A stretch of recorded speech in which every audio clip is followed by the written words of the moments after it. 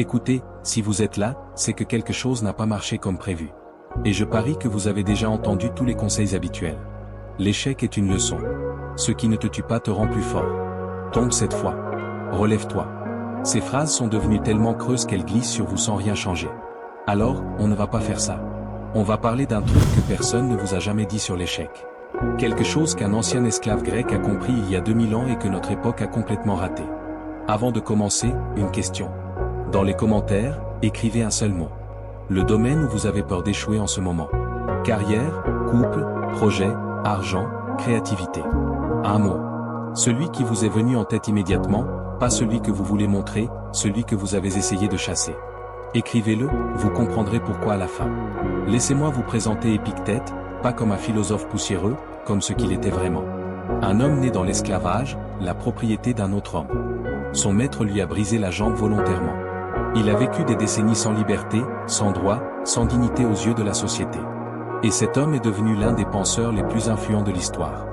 Des empereurs venaient écouter ses enseignements.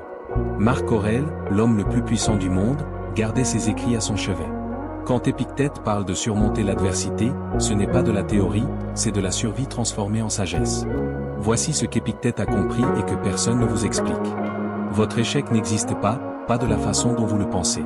Ce que vous appelez échec est en fait deux choses complètement séparées que vous avez fusionnées. Il y a l'événement, le fait brut, le projet qui n'a pas abouti, la relation qui s'est terminée, l'objectif non atteint. Et puis il y a le verdict, l'interprétation, le jugement que vous portez sur cet événement. C'est un échec. J'ai raté. C'est une catastrophe. La douleur ne vient presque jamais de l'événement. Elle vient du verdict. Vous êtes juge, procureur et accusé dans un tribunal que vous avez inventé et vous vous condamnez sans même réaliser que le procès lui-même est optionnel. Je vais vous donner un exemple concret. Deux personnes perdent leur emploi le même jour, même entreprise, même situation. L'une s'effondre pendant des mois, l'autre rebondit en quelques semaines. L'événement est identique, le verdict est différent.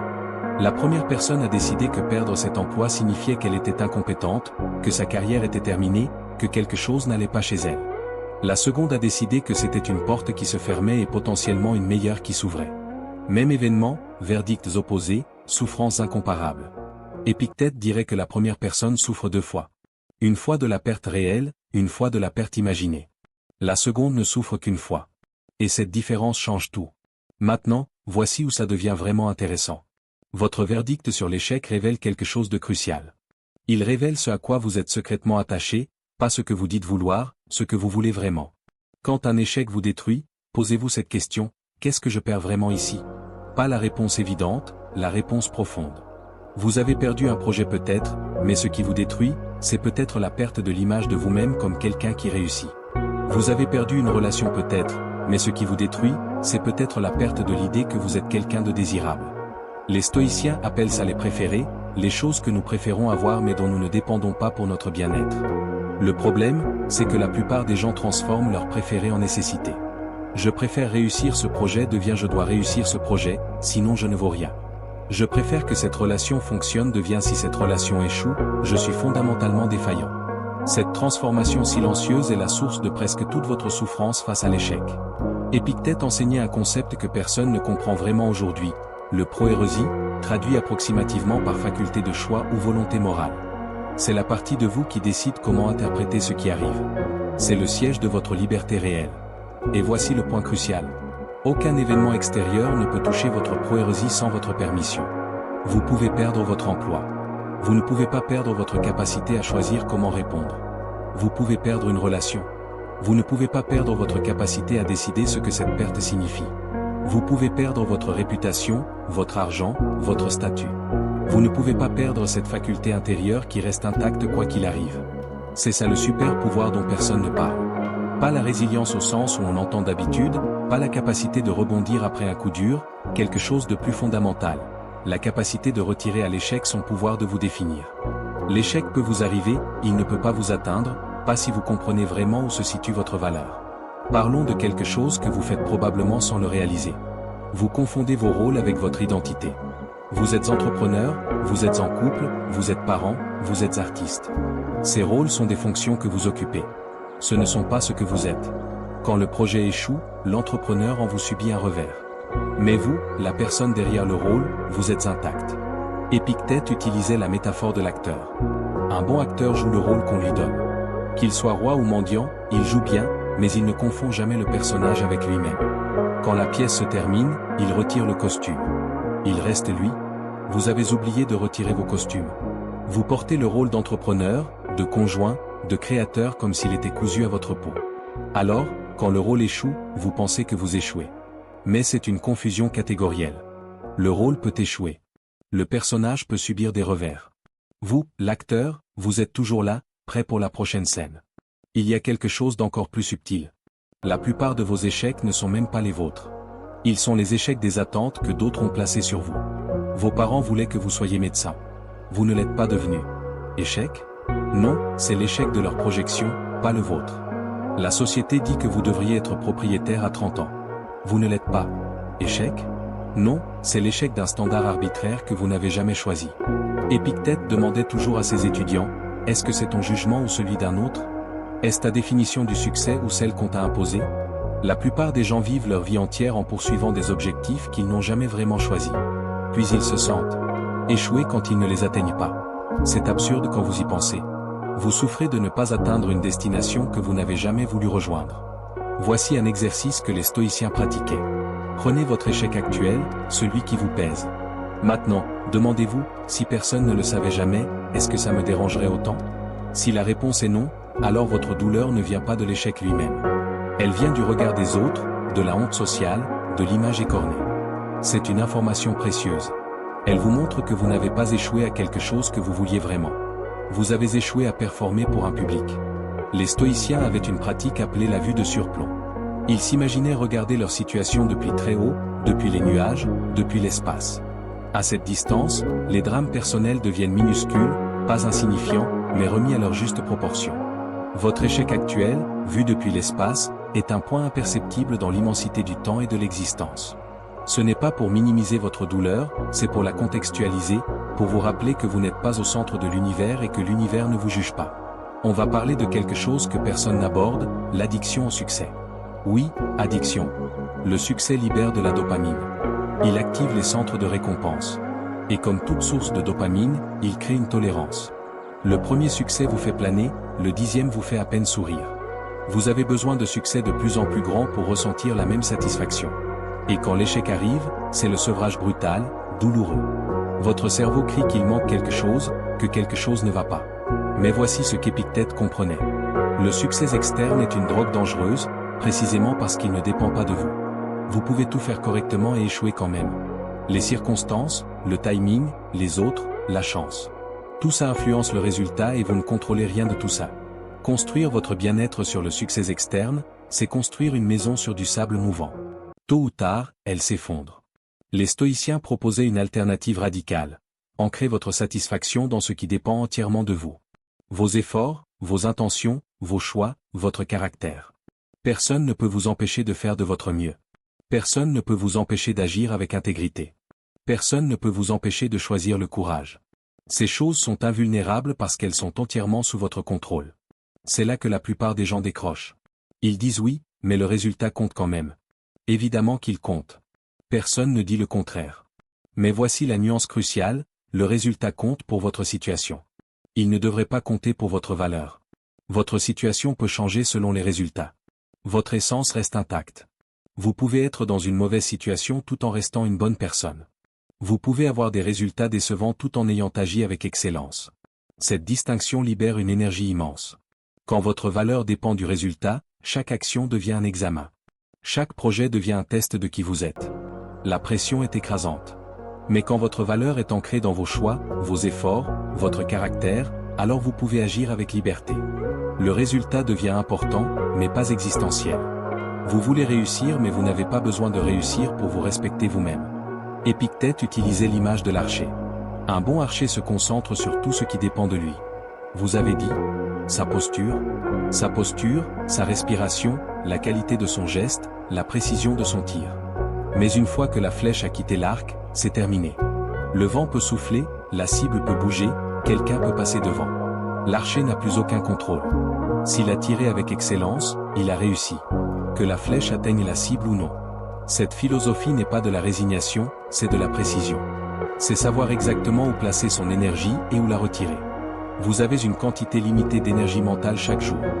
Chaque seconde passée à vous inquiéter de ce qui ne dépend pas de vous est une seconde volée à ce qui dépend de vous. Chaque nuit d'insomnie à ressasser un résultat que vous ne pouvez plus changer est une nuit perdue. L'échec vous invite à cette clarté. Il vous demande, où allez-vous placer votre attention maintenant? Voici quelque chose de contre-intuitif. Les stoïciens n'évitaient pas l'ambition, ils l'encourageaient. Épictète voulait que ses étudiants agissent avec courage, poursuivent des objectifs difficiles. La différence, c'est qu'ils poursuivaient ces objectifs sans y attacher leur bonheur. Ils jouaient le jeu à fond, tout en sachant que c'était un jeu. Ils voulaient gagner sans avoir besoin de gagner. Cette posture leur donnait un avantage paradoxal. Libérés de la peur de l'échec, ils prenaient des risques que les autres n'osaient pas prendre. Détachés du résultat, ils restaient lucides quand les autres paniquaient. Centrés sur leur effort, ils maintenaient leur qualité quand les autres sacrifiaient tout pour le résultat. Imaginez une nouvelle définition de la réussite. Pas « j'ai obtenu le résultat », mais « j'ai fait ce qui dépendait de moi avec excellence ». Sous cette définition, vous pouvez réussir même quand vous échouez. Parce que le succès n'est plus dans l'issue, il est dans l'effort, il est dans le processus, il est dans la qualité de votre engagement, pas dans le verdict du monde. Votre échec actuel vous pose une question que vous n'avez probablement pas entendue. Est-ce que tu voulais vraiment ça ou est-ce que tu voulais vouloir ça? Il y a une différence énorme. Parfois, on poursuit des objectifs parce qu'ils semblent désirables, parce que les autres les valorisent, parce qu'on s'est dit un jour que ce serait bien. Mais le désir réel, celui qui vient des tripes, celui qui vous réveille à 5 heures du matin avec de l'énergie, celui-là est rare. L'échec est parfois un cadeau déguisé. Il vous force à vous demander, est-ce que je veux vraiment réessayer ou est-ce que je me sens obligé de réessayer pour prouver quelque chose? Si la réponse est la seconde, peut-être que l'échec vous libère d'une poursuite qui n'était pas vraiment la vôtre. Épictète racontait l'histoire d'un homme qui pleure parce que son fils est parti. Un autre lui demande, pleures-tu parce que ton fils est parti ou pleures-tu parce que tu penses qu'il n'aurait pas dû partir? La distinction est cruciale. La première douleur est naturelle. C'est le chagrin de l'absence. La seconde est ajoutée. C'est la résistance au réel, le refus de ce qui est. La plupart de votre souffrance face à l'échec est de la seconde catégorie. Vous ne souffrez pas de ce qui s'est passé. Vous souffrez de votre conviction que ça n'aurait pas dû se passer. Mais qui a dit que ça n'aurait pas dû se passer? Quelle autorité cosmique a décrété que votre projet devait réussir, que votre relation devait durer, que votre plan devait fonctionner? Personne. Vous avez inventé cette règle et maintenant vous souffrez de sa violation. C'est comme créer un jeu, définir des règles arbitraires puis pleurer quand le jeu ne suit pas vos règles. La réalité n'a pas signé de contrat avec vos attentes. Elle fait ce qu'elle fait. Votre souffrance vient de votre insistance à ce qu'elle fasse autre chose. On va parler du temps, parce que votre relation au temps déforme complètement votre perception de l'échec. Quand vous échouez, votre esprit fait quelque chose de particulier. Il projette cet échec dans le futur. Il construit des scénarios où cet échec se répète, où il empire, où il devient permanent. Vous ne vivez plus l'échec présent. Vous vivez l'échec futur imaginaire. Les stoïciens pratiquaient l'exact opposé. Ils ramenaient constamment l'attention au présent, au seul moment qui existe réellement. Dans le présent, votre échec est juste un fait, un événement qui s'est produit. C'est dans le futur imaginé qu'il devient catastrophe. C'est dans la projection mentale qu'il se transforme en condamnation. Revenez au présent. Regardez ce qui est là, maintenant, concrètement. Pas ce qui pourrait être, pas ce qui a été, ce qui est. Cette discipline mentale retire à l'échec son pouvoir. Il y a un concept stoïcien qu'on traduit mal, la apatheia. Ce n'est pas l'apathie au sens moderne. Ce n'est pas l'indifférence froide, c'est l'absence de passion destructrice. La capacité de vivre les événements sans être emporté par eux, de sentir sans être submergé, de traverser l'échec sans qu'il vous traverse. L'apatheia n'est pas de ne rien ressentir, c'est de ressentir sans perdre le contrôle. C'est la douleur de l'échec sans la panique, la déception sans le désespoir, la tristesse sans la spirale. Votre culture vous a appris l'exact opposé. Elle vous dit que l'intensité émotionnelle est authentique. Que si vous ne souffrez pas intensément, c'est que vous ne vous souciez pas vraiment. Que les gens qui restent calmes face à l'adversité sont des robots ou des refoulés. Mais regardez où cette logique vous mène. À amplifier chaque revers, à transformer chaque déception en drame, à vivre dans des montagnes russes émotionnelles épuisantes. Épictète proposait une autre voie. Pas l'insensibilité, la maîtrise. Pas le détachement froid, l'engagement serein. Vous pouvez vous soucier profondément de quelque chose sans que son échec vous détruise. Vous pouvez vouloir réussir sans que votre identité dépende de cette réussite. Ce n'est pas une contradiction, c'est de la maturité émotionnelle. Parlons de votre rapport aux autres quand vous échouez. Vous faites probablement une de ces deux erreurs. Soit vous vous isolez, vous cachez votre échec comme une maladie honteuse. Vous portez un masque de « tout va bien » pendant que vous vous effondrez à l'intérieur. Soit vous cherchez compulsivement la validation. Vous racontez votre échec à tout le monde en espérant qu'ils vous disent que ce n'est pas grave, que ce n'est pas votre faute, que vous êtes quand même quelqu'un de bien. Les deux approches sont des pièges. L'isolement vous enferme avec vos pires interprétations. La validation externe vous rend dépendant du jugement des autres. Épictète proposait une troisième voie, la conversation avec soi-même, le dialogue intérieur honnête. Vous êtes votre meilleur interlocuteur si vous apprenez à vous parler correctement. Qu'est-ce que vous diriez à un ami proche qui vivrait exactement votre situation? Probablement pas ce que vous vous dites à vous-même. Vous seriez plus doux, plus nuancé, plus juste. Alors pourquoi cette cruauté envers vous-même? Pourquoi ce double standard? Les stoïciens pratiquaient l'autodiscussion comme un art. Ils se parlaient comme un ami respecté, avec franchise mais sans brutalité, avec exigence mais sans mépris. Je vais vous révéler quelque chose que peu de gens comprennent. L'échec est un filtre. Il sépare ce qui compte vraiment de ce qui semblait compter. Quand tout va bien, vous ne savez pas vraiment ce qui vous importe. Tout semble important parce que tout est facile. Mais quand l'échec frappe, il force un tri. Qu'est-ce qui vaut la peine de réessayer? Qu'est-ce que vous abandonneriez avec soulagement si vous vous l'autorisiez? Qu'est-ce qui vous manque vraiment dans ce que vous avez perdu? Ces questions sont des cadeaux. Des cadeaux douloureux, certes, mais des cadeaux quand même. Ils vous montrent vos vraies priorités, pas celles que vous affichez, celles que vous vivez. Si votre échec dans un domaine vous laisse relativement indifférent une fois le choc passé, c'est une information. Ce domaine n'était peut-être pas si important. Si votre échec vous hante, vous empêche de dormir, occupe toutes vos pensées, c'est aussi une information. Ce domaine compte vraiment. Maintenant vous savez où concentrer votre énergie. On doit parler de quelque chose qui amplifie votre échec de façon artificielle, la comparaison. Vous n'échouez jamais dans l'absolu. Vous échouez toujours par rapport à quelque chose, par rapport à vos attentes, par rapport aux autres, par rapport à une version idéale de vous-même. Ces points de référence sont des choix, et la plupart du temps, vous choisissez les pires. Vous comparez votre intérieur désordonné à l'extérieur lisse des autres. Vous comparez votre brouillon à leur œuvre finie. Vous comparez votre chapitre 3 à leur chapitre 20. Ces comparaisons sont absurdes, mais votre cerveau les fait automatiquement. Et chaque comparaison inégale amplifie l'impression d'échec. Épictète avait une règle simple. Ne te compare qu'à toi-même d'hier. C'est la seule comparaison qui a du sens. Les autres ont des circonstances différentes, des points de départ différents, des ressources différentes, des chemins différents. Les comparer aux vôtres est comme comparer des sports différents. Vous jouez votre propre jeu. La seule question pertinente. Est-ce que je progresse dans mon jeu? Et la comparaison a une autre face cachée. Vous comparez souvent à une version imaginaire de vous-même. Le vous qui aurait fait les bons choix. Le vous qui n'aurait pas commis cette erreur. Le vous alternatif qui vit une vie parfaite dans un univers parallèle. Cette version n'existe pas. Elle n'a jamais existé. Elle ne peut pas exister. Vous vous comparez à un fantôme que vous avez inventé et vous vous punissez de ne pas être ce fantôme. Les stoïciens avaient un mot pour cette torture mentale.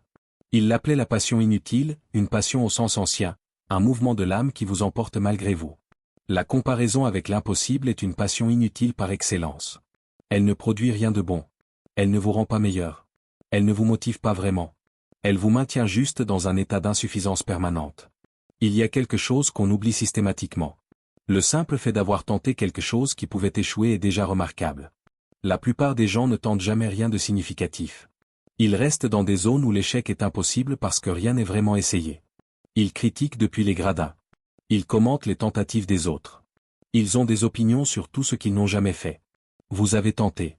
Vous avez mis quelque chose en jeu. Vous avez pris le risque d'échouer publiquement plutôt que de réussir invisiblement à ne rien faire. Cette tentative elle-même a de la valeur. Elle vous place dans une catégorie minoritaire. Celle des gens qui agissent plutôt que de théoriser, celle des gens qui entrent dans l'arène plutôt que de la regarder. Il y a une citation célèbre de Theodore Roosevelt que les stoïciens auraient approuvée.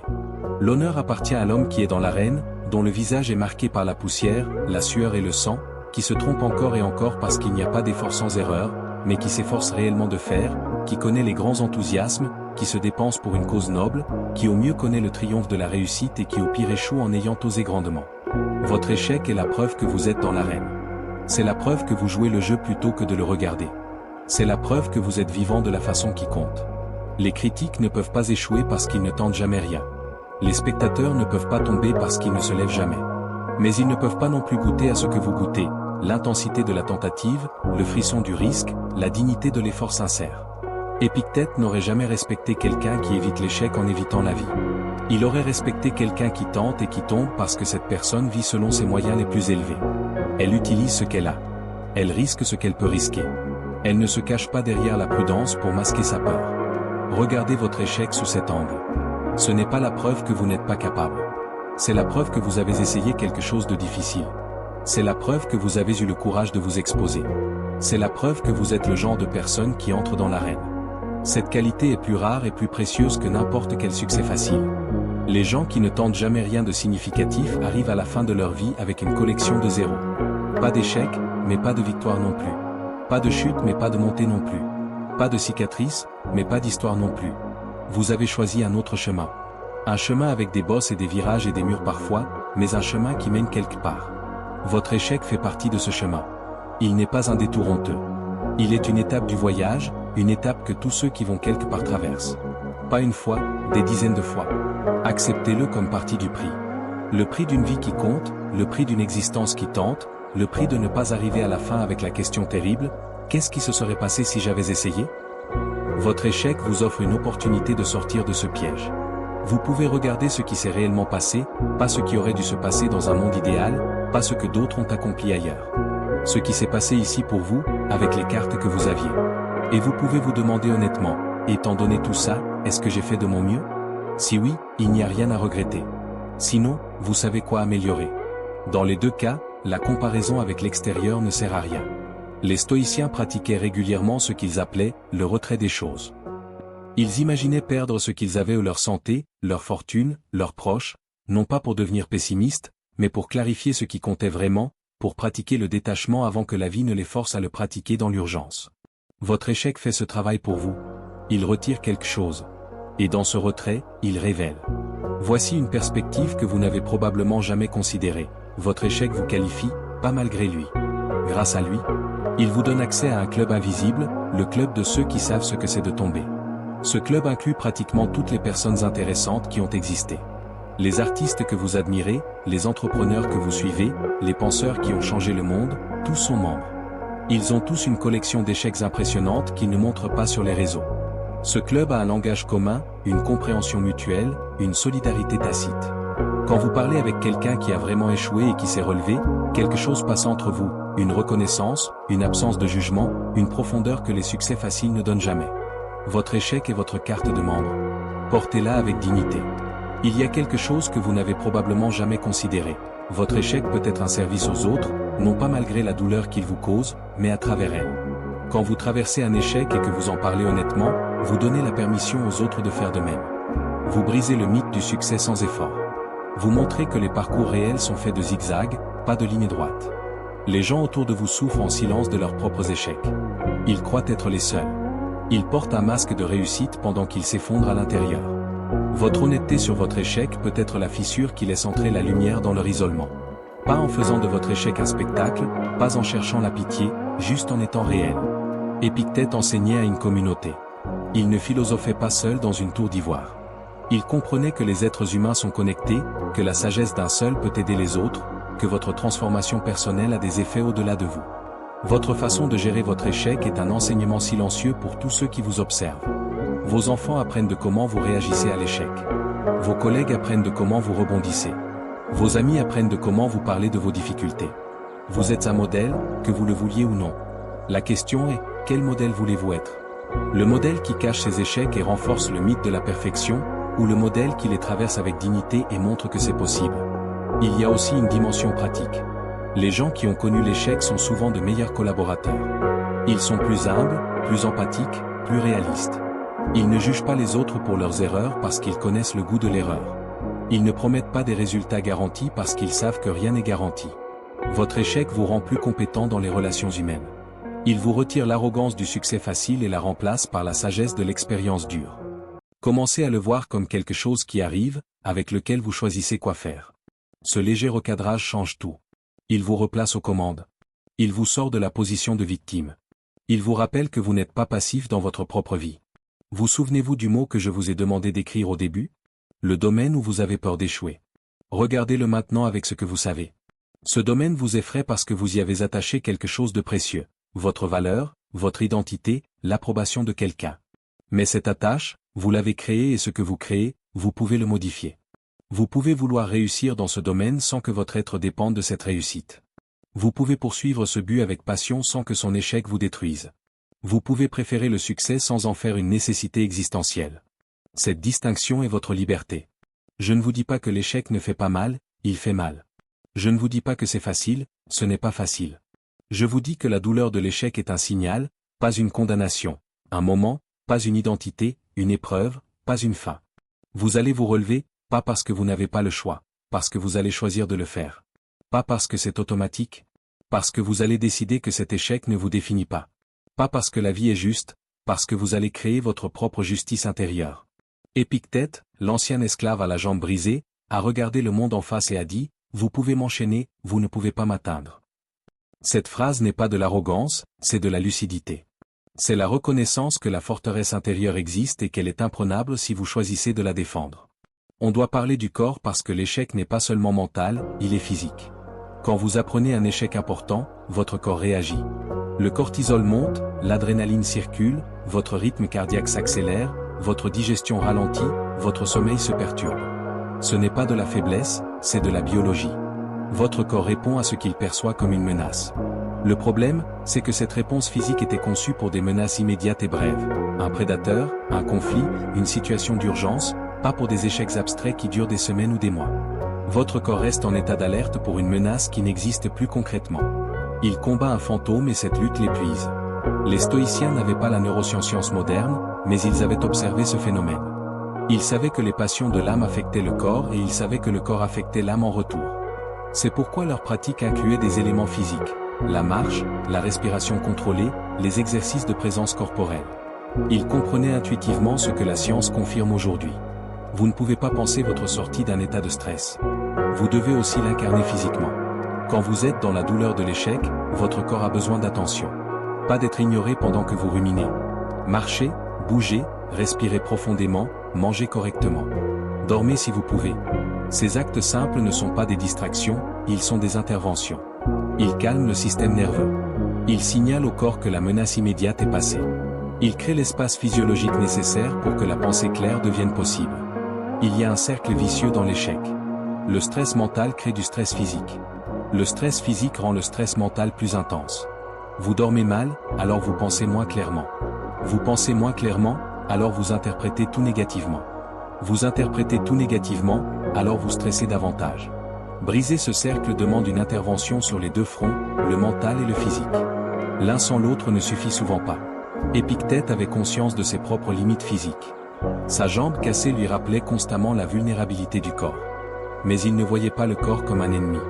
Il le voyait comme un véhicule qu'il fallait entretenir pour pouvoir continuer le voyage.